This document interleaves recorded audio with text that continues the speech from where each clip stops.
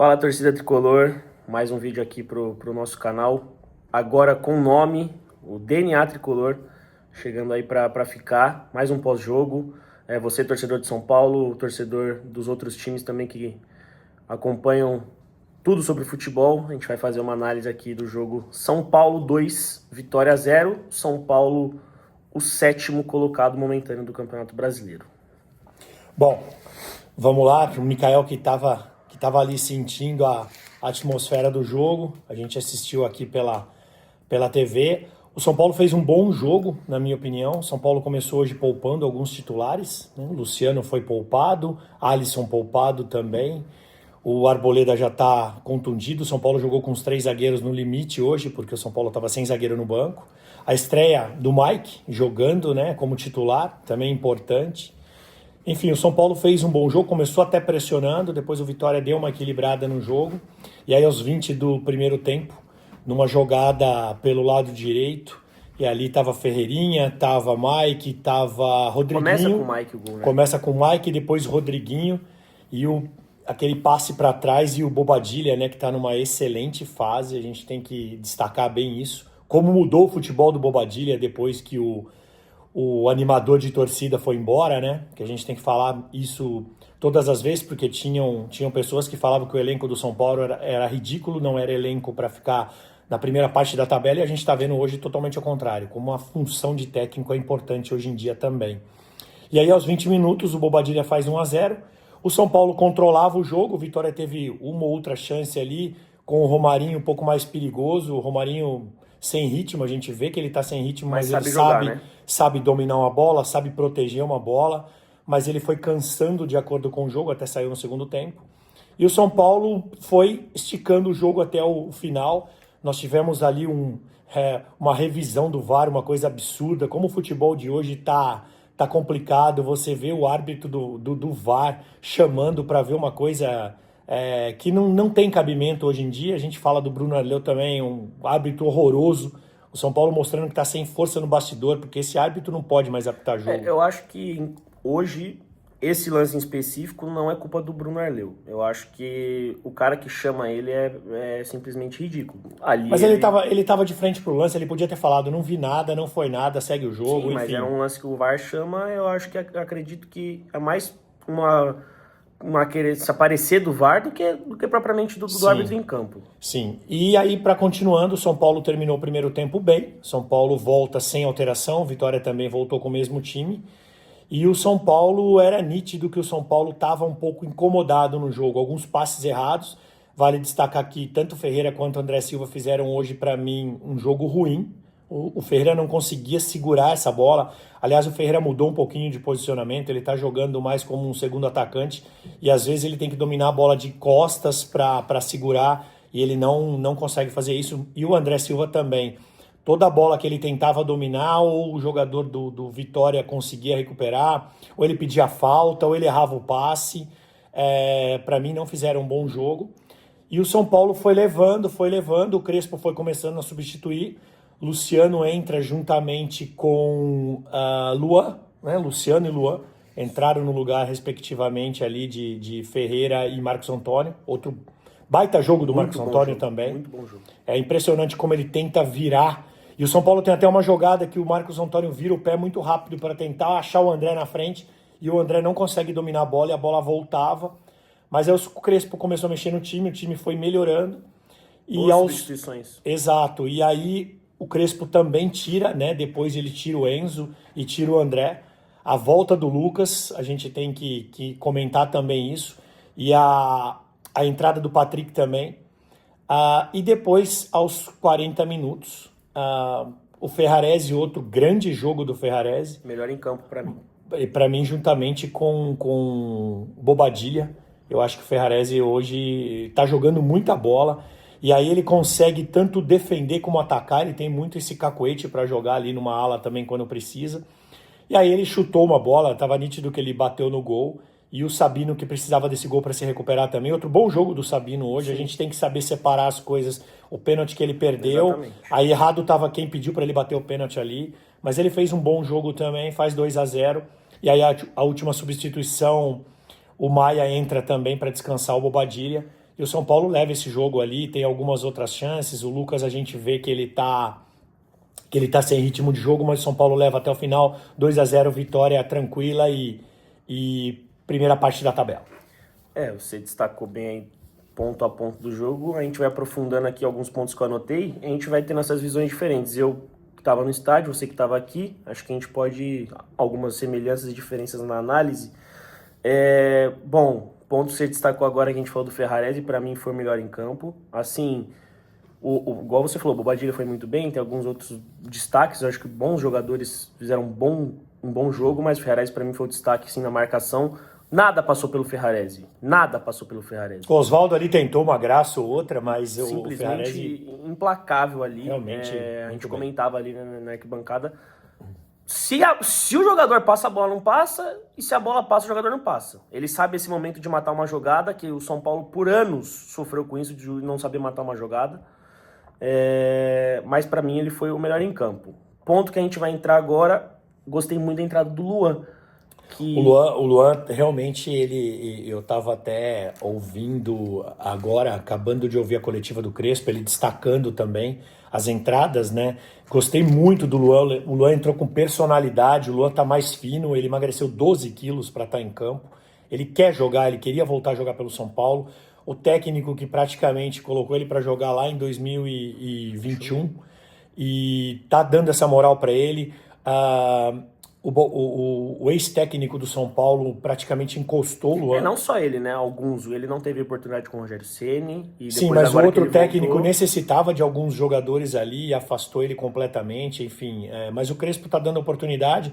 O Luan é muito importante porque o São Paulo tem um sistema de jogo que ele depende muito dos volantes. O Luan não tem tanto essa característica, mas a hora que você precisa segurar um jogo, a hora que você vai jogar uma Libertadores fora de casa, na marcação hoje, você precisa ter, e ele foi implacável. Foi ele que voltou para marcar o Romarinho, e aí depois que ele entrou, o Romarinho praticamente desapareceu do jogo.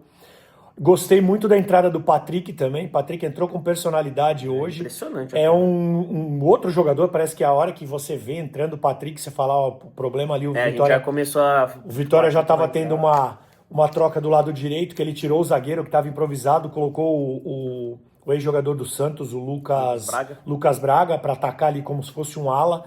Mas o Patrick foi muito bem, fez até uma jogada que ele chegou batendo cruzado. E tá com confiança também, é impressionante como 5 vitórias dão confiança aos jogadores. Gostei da entrada do Luciano também, entrou ligado, não entrou segurando muito a bola. E quem mais que entrou ali? O Lucas a gente precisa falar um pouquinho dele.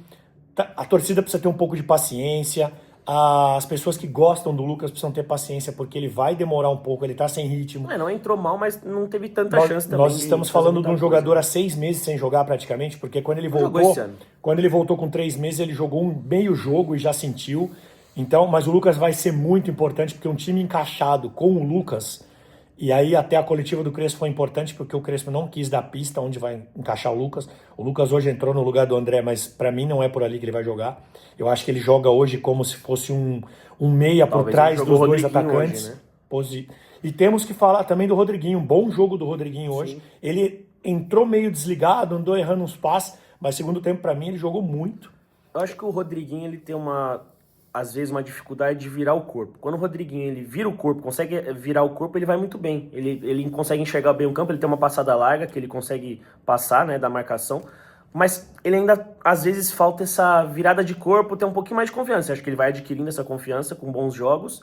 E quando ele vira o corpo, consegue tabelar, o São Paulo vai bem. Tanto que o primeiro gol tem a participação dele, Ele teve 2 grandes chances, uma no primeiro tempo, que ele pegou de frente, ele podia ali ter cortado pro pé esquerdo e ter batido no gol. Ele bateu, estava livre para bater. No segundo tempo era para ele cortar para direita. E no segundo tempo ele devia ter trazido pro lado e batido no gol. Mas assim, a gente percebe que ele vai ganhando confiança. O São Paulo terminou, se eu não me engano, com 6 ou 7 jogadores da base jogando. Então assim, é importante também, porque o São Paulo tem um elenco muito curto. A gente precisa falar um pouco disso também. O São Paulo não tem um substituto hoje para nenhum dos zagueiros. O São Paulo vai ter que entender se ele vai tentar trazer, até o Crespo disse na entrevista que o Patrick pode ser esse zagueiro pelo lado esquerdo também, em último caso. A gente tem aí a possibilidade do Luiz Gustavo voltar daqui a um tempo também para jogar de zagueiro. Sobre o Negruti, né? Exato, o Negruti também parece que está treinando. O Pablo Maia também treinou. de terceiro zagueiro. Mas assim, eles não têm cacoete para jogar de zagueiro. A gente precisa entender, o São Paulo fez um movimento muito errado, porque ninguém aqui está questionando se era para dispensar o Juan Tressoldi ou não. Mas o São Paulo devia ter ido atrás de um zagueiro antes de ter zagueiro machucado. Porque agora o mercado vai falar para o São Paulo, vocês querem zagueiro? Custa tanto e vocês vão ter que pagar. A gente está sem zagueiro. Ou então o Crespo vai ter que mudar o esquema, jogar com 2 e deixar um na reserva, que eu acho que ele não vai fazer isso. Porque o time está encaixado. O time está encaixado, ele teria que entrar com outro jogador a mais no meio ali. Eu acho que vai desencaixar o time, pode ser que... Para alguns jogos pode funcionar, mas o sistema do São Paulo está encaixado. Eu acho que o São Paulo, na Libertadores agora não tem discussão, vai ter que ir com 3 zagueiros lá, próximo jogo terça-feira. Mas aí o São Paulo tem esse jogo contra o Sport, que talvez possa poupar algum zagueiro, enfim. Hoje o Alan Franco recebeu o cartão, a Ferrarese e o Alan Franco Sabino... tinha cumprido suspensão. Sim, o Alan Franco não estava pendurado, Ferrarese e Sabino estão pendurados, não receberam. Impressionante também uma outra coisa, jogadores do São Paulo hoje, um jogador ou outro que recebe cartão amarelo. Esporádico. O Crespo, ele não recebeu um cartão amarelo ainda desde quando chegou. A gente está falando aí de 7 jogos já. Como é diferente essa questão do técnico também. Eu não vou deixar nunca de mencionar isso. 7 jogos do Brasileiro, né? Sim. Eu não vou deixar nunca de mencionar isso, porque isso passa uma confiança e uma tranquilidade para o time, que o time não precisa jogar pilhado. O time tem que jogar mordendo, mas não pilhado. Enfim, a gente vai falar agora um pouco das notas, né, dos jogadores, porque eu acho que a gente agora tem que focar para o jogo de terça-feira. É uma primeira parte da eliminatória que é muito importante. São Paulo precisa voltar vivo de lá. Ganhando o jogo é maravilhoso, empatando também, mas o São Paulo precisa voltar vivo, porque vai ser muita pressão. O Atlético Nacional tem um bom time, mas isso a gente deixa para a próxima. Eu acho que antes da gente ir para as notas, que vai ser comentado nas notas, mas acho que o ponto mais não um ponto mais importante, né? Mas um ponto importante do time de São Paulo que a gente vinha comentando nos últimos jogos era a ala direita. Sim. O Cedric vinha jogando todos os jogos, o Mike entrou hoje como titular e fez um bom jogo. Falando especificamente do Mike, um baita jogo do Mike, um lateral que entrou tranquilo, ele nos primeiros toques na bola, ele fez o simples, ele sofreu até ali um risco de ser expulso, porque Sim. O árbitro que a gente tinha em campo não era de duvidar que ele podia ir para o VAR. Ele, na verdade, uma bola curta do Bobadilla, e ele foi tentar, e o jogador do Vitória se antecipou. Talvez fosse ao contrário, a gente estaria reclamando. Exato, mas o Mike fez um bom jogo, jogou os 90 minutos. Eu acho que é importante ter um jogador que sabe jogar de ala, né? A gente tem a dificuldade do Cedric, que não sabe jogar de ala. Ele é um lateral mais defensor. É limitado ofensivamente. Importante o Mike estar presente. Não sei se o Crespo vai ter a condição de escalá-lo logo lá na Colômbia para jogar contra o Atlético Nacional. Jogar o mas ele vai ser um jogador muito importante, porque o São Paulo, infelizmente, agora na hora de escolher entre um zagueiro e um lateral para contratar, a gente tem muito pouco dinheiro, vai ter que focar no zagueiro, porque o lateral ainda a gente tem 2, bem ou mal a gente tem 2, tem o Ângelo também que pode subir para ser um terceiro jogador ali, mas é uma partida importante do Ângelo para poder ganhar confiança, e hoje o São Paulo tem todos os jogadores num nível de confiança bom. Isso é fundamental para a gente, porque a gente vai precisar. E outra coisa, a gente vê um jogo hoje que o São Paulo matou o jogo no fim do jogo, né, aos 40 minutos ali. O São Paulo, no começo do campeonato, até a parada da Copa, tinha 2 vitórias no Brasileiro. 2 vitórias. As 2 vitórias, a gente lembra bem, eu estava no estádio nas 2 vezes, contra o Santos. O Santos e contra o Grêmio. Abriu 2-0, o São Paulo tomou um gol e os últimos minutos foram desesperadores. O jogo contra o Santos foi assim, nós estávamos no campo e o jogo contra o Santos merecia ao menos empatar aquele jogo. O São Paulo sofreu uma pressão muito grande. Contra o Grêmio, o São Paulo não merecia vencer também. Contra o Grêmio a gente virou o jogo. Exato. No último lance do jogo, o Grêmio perde um gol inacreditável. Exato. Hoje, acho que do Wagner Leonardo, se eu não me engano. Hoje o São Paulo abriu 1-0 e não sofreu. Tendo esse 1-0. O São Paulo, a gente viu em diversos momentos, quando tinha vantagem de um gol, ou 2 até, tomava um gol e começava a sofrer. Ou 1-0 e começava a sofrer. Hoje o São Paulo, mesmo com a vantagem só de um gol, não sofreu. Eu acho que é uma evolução importante. Importante você matar o jogo. Psicológico do São Paulo. Exato. Né? Importante você matar o jogo, lógico. Mas 1-0 hoje, o São Paulo, tirando ali uns 10 minutos do primeiro tempo, após o gol, que o São Paulo sofreu uma pressãozinha do Vitória. Teve uma chance, acho que no comecinho. Mas o São Paulo, ele continua dominante no jogo. Exato. Ele não entrega mais a bola para o adversário e espera. Eu acho que esse é o importante. O Crespo sempre, ele fala muito nisso, né? Ele fala que essa dominância, esse intuito de querer ganhar o jogo, de estar sempre tentando dominar e pressionar o adversário, isso ele não abre mão. Então é importante o técnico ter essa personalidade.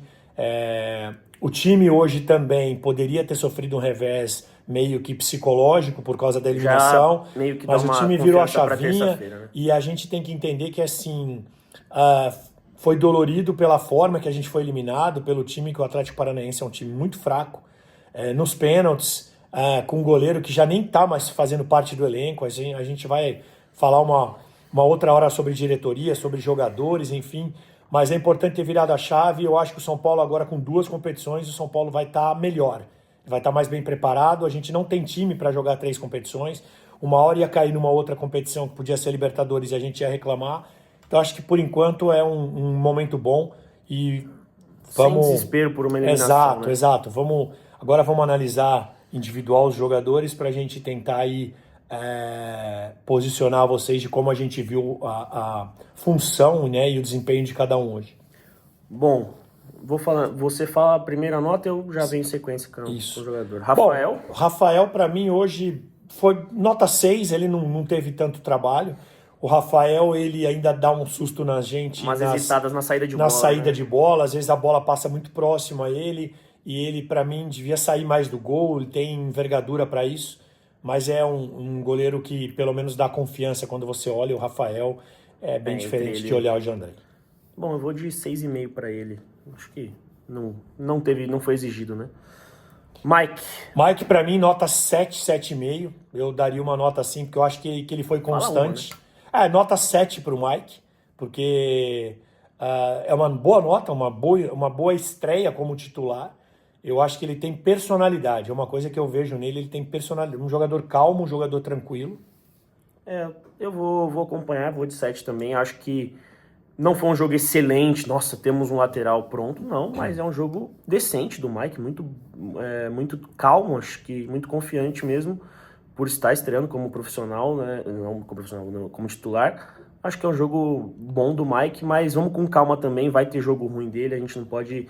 A gente lembra bem do Auro, né? Quando o Auro entrou em 2014, fez 3-4 jogos excelentes. Exato, e depois desapareceu. Então vamos com calma, acho que ele vai entrando aos poucos, igual falou na terça-feira, não é para ser titular, não tem como. Ainda tá muito cru, mas é importante que o São Paulo vai ganhando uma confiança na posição, né? E tem pelo menos um jogador para a posição. Bom, para mim, já vou começar. O melhor em campo, Ferrarese, vou de nota 9. O melhor jogador do São Paulo pós-parada, para mim, é o Ferrarese, e eu falo isso com surpresa, tá? Não é um jogador que vinha bem, mas ele está jogando na posição dele, como zagueiro. E como zagueiro ele vem fazendo excelentes jogos. Mais uma vez ele foi, assim, impecável para mim na zaga. Bom, eu vou de 8,5 para o Ferrarese. Eu acho que ele foi muito bem realmente, tá num bom momento. São Paulo tem que aproveitar esse momento do Ferrarese. Ele vai tomar um cartão aí qualquer hora, ele vai ter que forçar um cartão para dar uma descansada também, que ele tá jogando todos. Já vou emendar também Alan Franco, achei nota 6,5, acho que dos 3 ele foi o pior hoje. O Alan Franco, ele tem hora que ele hesita muito para poder dar o bote. O jogador da sobra, quando ele sai, ele não pode perder a jogada. É importante destacar, ele jogou como o homem do meio, sim, não é o que o ele homem tá da sobra, né? No caso, sim, mas ele vai ter que jogar agora, porque sim, o Arboleda tá fora quase um mês. E o jogador, quando ele sai para dar o bote, esse tipo de jogador, decisivo, né? Ele tem que fazer a falta ou ele tem que tirar a bola do adversário, ele não pode bobear. E eu percebi em alguns momentos uma reticência dele de tirar a bola, de tentar fazer a falta. E para mim, nota 6,5, o menos bom dos 3 zagueiros hoje. Eu vou de nota 7 pela vitória, sem sofrer gols. Acho que ele fez um jogo bom, mas nada absurdo. Eu acho que ele também vai se acostumando com as novas. Ele não está acostumado a jogar como esse zagueiro do central, com 3 zagueiros. Ele geralmente joga pela esquerda. Fez um jogo bom, mas concordo. Entre os 3 zagueiros foi o pior, mas não o pior, né? Foi o menos decente aí dos 3. E, bom, Sabino. Bom, Sabino, para mim, nota... Se o Ferrarese foi 8,5, Sabino, desculpa, nota 7,5. Achei que ele fez um bom jogo, seguro na cobertura. Até tinha um receio hoje para a cobertura do Enzo Dias, porque não é fácil.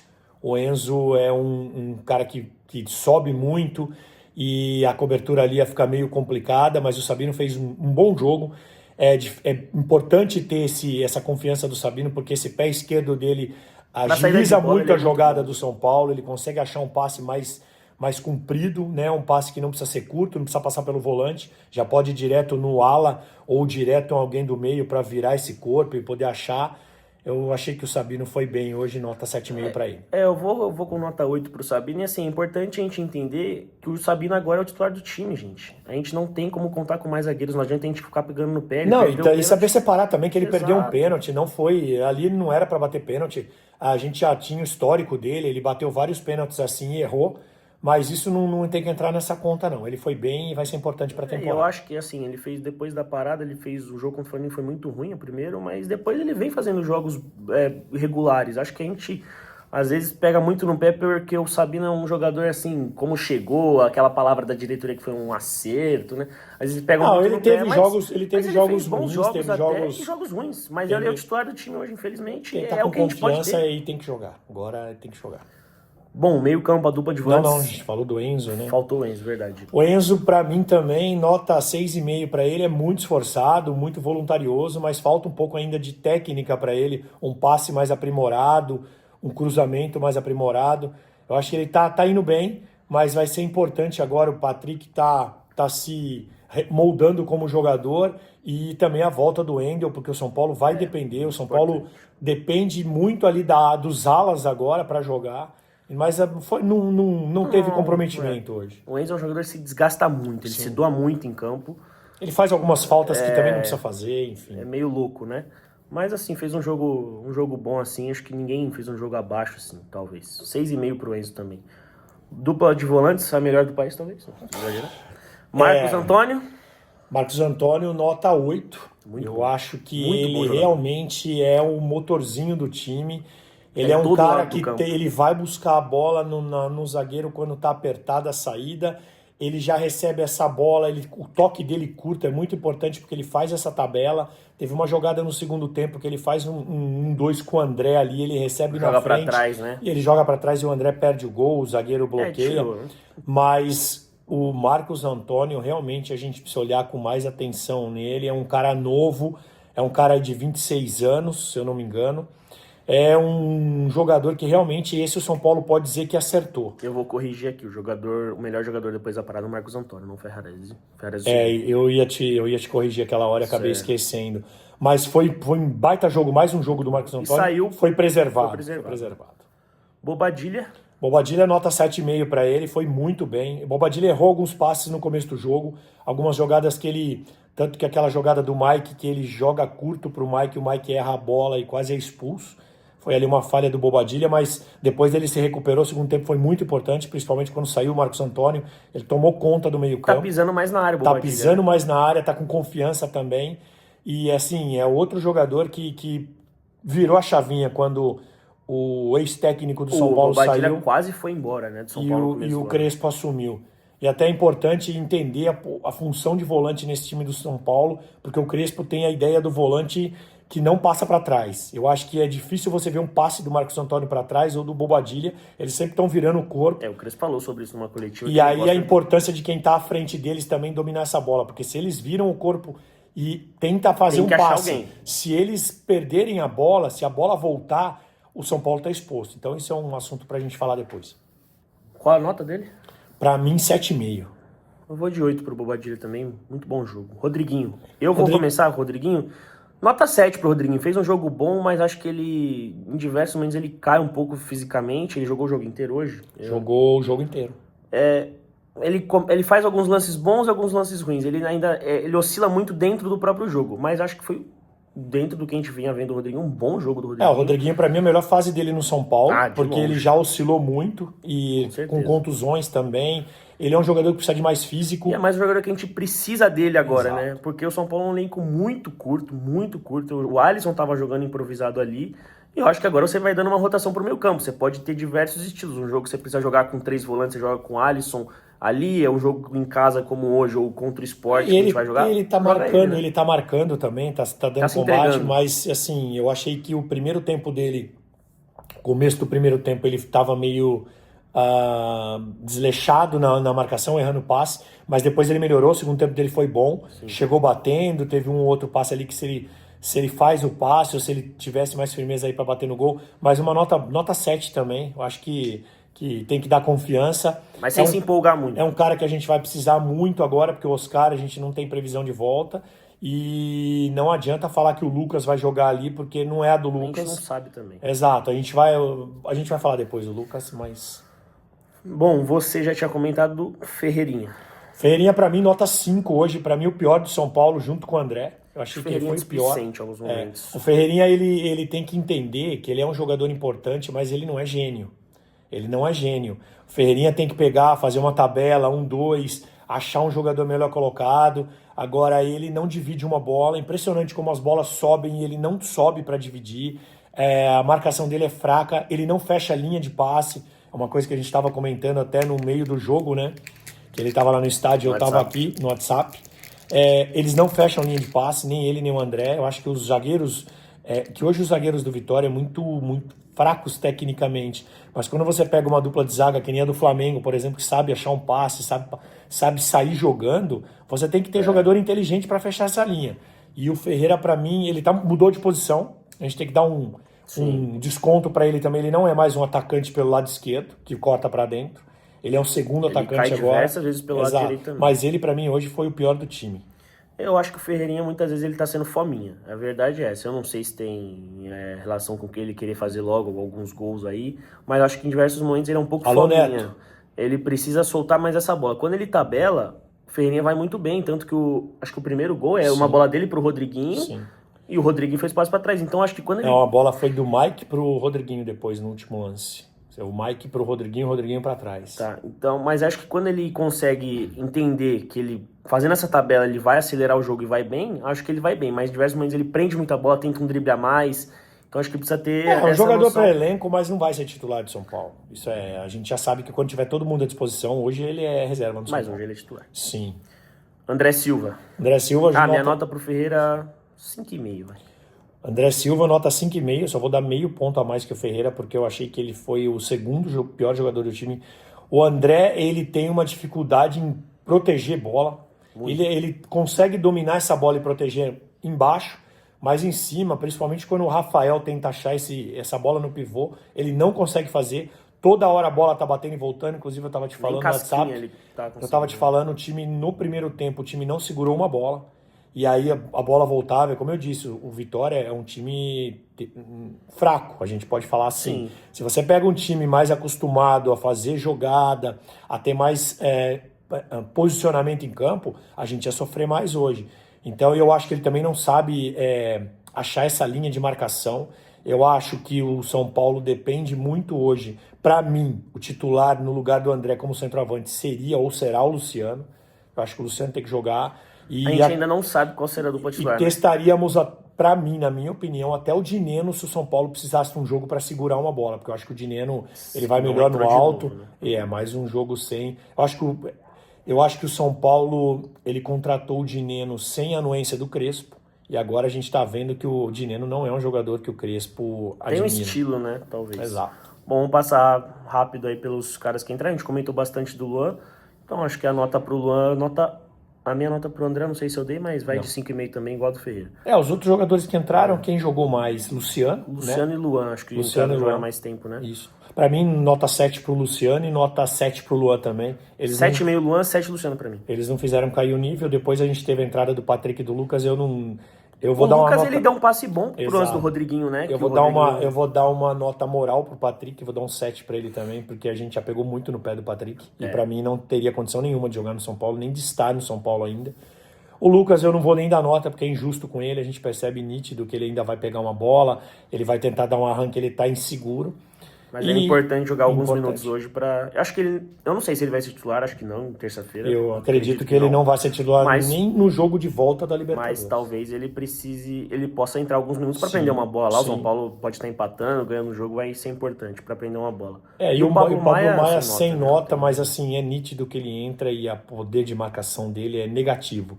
Teve uma bola hoje, é só um exemplo. E a gente pode falar que o Luan Já passou o Já Maia, passou, né? tá à frente do Maia. O Pablo Maia, ele se perde na marcação de jogador, ele não pode entrar hoje como primeiro volante. Para mim, o Maia hoje ele não é substituto de um primeiro volante, porque ele não tem esse poder de marcação. E para mim, agora pra gente fechar a nota do Crespo, né? Para mim, nota 7,5, 8 do Crespo também, nota 8 para ele. 8. Foi bem nas substituições, foi bem na armação do time, foi bem na entrada do Mike. E é um técnico que dá confiança, é evidente que ele vai perder jogos, e aí a gente tem que entender que ele pode trabalhar mal um dia, ele pode trabalhar bem no outro, mas é um técnico que dá confiança, dá coragem. Tirou o São Paulo, a gente tem que entender também que o São Paulo fez 16 pontos em 7 jogos com o Crespo, certo? E a gente tinha 12 pontos em 13 jogos com o Zubeldia? Acho que é. 12 jogos com o Zubeldia, se eu não me engano. São Paulo fechou o turno hoje? São Paulo, não, São Paulo tem mais um. O São Paulo fechou o turno, 19 jogos. 12 com o Zubeldia, 7 com o Crespo. É nítida a mudança e a gente tem que parabenizar o Crespo O São pelo Paulo trabalho. mudou a visão do campeonato. São Paulo brigava para não cair nitidamente, hoje São Paulo briga para uma vaga na pré-Libertadores, Exato, talvez, né? Exato. E é importante também agora, apesar da eliminação da Copa do Brasil, focar em 2 competições. Acho que jogo terça e sábado, quarta e domingo, o São Paulo tem condição de fazer. Agora voltando os jogadores, o DM vai estando mais vazio. A gente tem agora Arboleda, só e Oscar, né, de importante assim no DM, que vão demorar um pouco mais. E o Wendel, né? E o Wendel, isso, os 3 que importantes também. Mas é isso, acho que a gente fez uma análise mais complexa aí do jogo. Queria pedir para vocês também essa moral de curtir, de dar o like, de fazer o comentário também, crítica construtiva, compartilhar para quem gosta do São Paulo e para quem gosta do canal também. O DNA Tricolor está entrando, a gente vai ter uma análise aqui que muitas vezes vocês vão concordar, algumas vezes a gente vai ser mais clubista, menos clubista, mas o mais importante aqui é que não vai ter sacanagem com ninguém. Se a gente não gostar do jogador no dia, a gente vai falar do jogador no dia, mas se a gente tiver que elogiar no outro, a gente vai elogiar também e não vai pegar no pé de ninguém. A gente vai pegar sim no pé da diretoria, a gente vai fazer live ainda para falar da diretoria, o péssimo momento que a diretoria vive, ninguém aguenta mais você, Júlio Casares.